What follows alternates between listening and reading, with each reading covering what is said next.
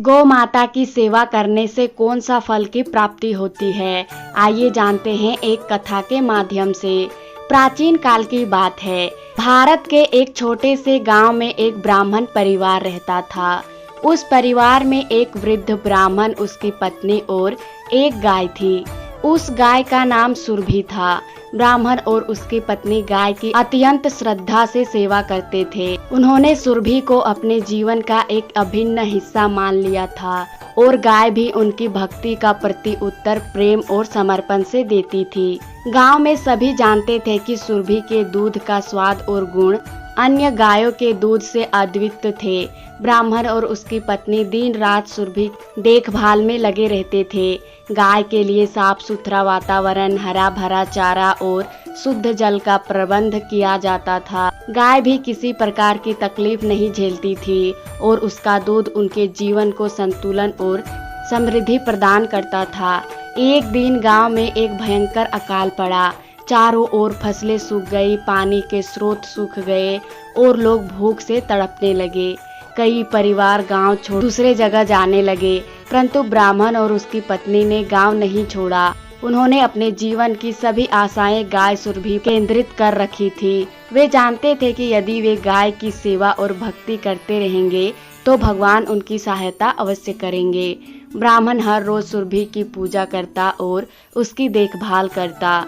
गांव के लोग ब्राह्मण से कहते, तुम्हारी गाय अब बूढ़ी हो चली है, उसका दूध भी कम हो गया है और इस अकाल में तुम सिर्फ गाय पर निर्भर नहीं रह सकते, इसे बेच दो ताकि तुम कुछ अनाज खरीद सको। लेकिन ब्राह्मण का विश्वास अडिग था। वह गाय को अपनी माता के रूप में मानता था और उसकी सेवा से कभी पीछे नहीं हटता। कुछ समय बाद अकाल की स्थिति और भी भयंकर हो गई। गांव के लोग भूख से मरने लगे, पर ब्राह्मण और उसकी पत्नी अब भी गाय की सेवा में लीन थे। एक दिन एक तपस्वी साधु गांव में आए। गांव के लोग उस तपस्वी की ओर आकर्षित हुए और उन्होंने सोचा कि शायद वह उनकी समस्याओं का समाधान कर सके। ब्राह्मण भी उस तपस्वी के पास गया और उन्हें अपने घर में आमंत्रित किया। तपस्वी ब्राह्मण के घर गए और उन्होंने देखा कि ब्राह्मण और उसकी पत्नी पूरी निष्ठा से सुरभि की सेवा कर रहे थे।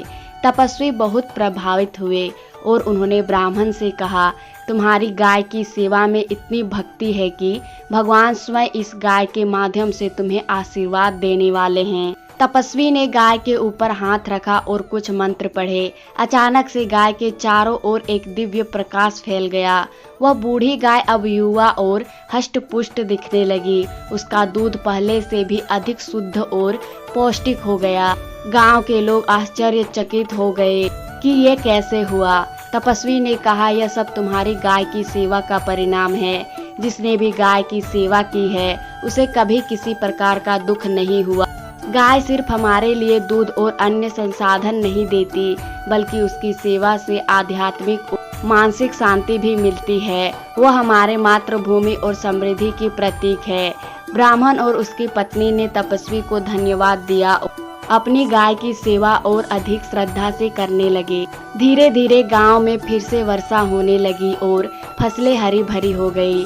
गांव के लोग यह देखकर समझ गए कि गाय की सेवा मात्र भौतिक संपत्ति का स्रोत नहीं है, बल्कि वह आध्यात्मिक उन्नति और समाज की समृद्धि का आधार भी है। गाय की सेवा से लाभ। पहला, धार्मिक और आध्यात्मिक लाभ।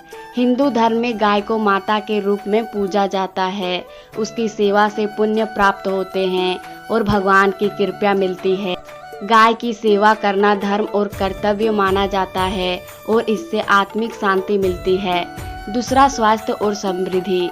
गाय के दूध, घी और अन्य उत्पादों से स्वास्थ्य में सुधार होता है।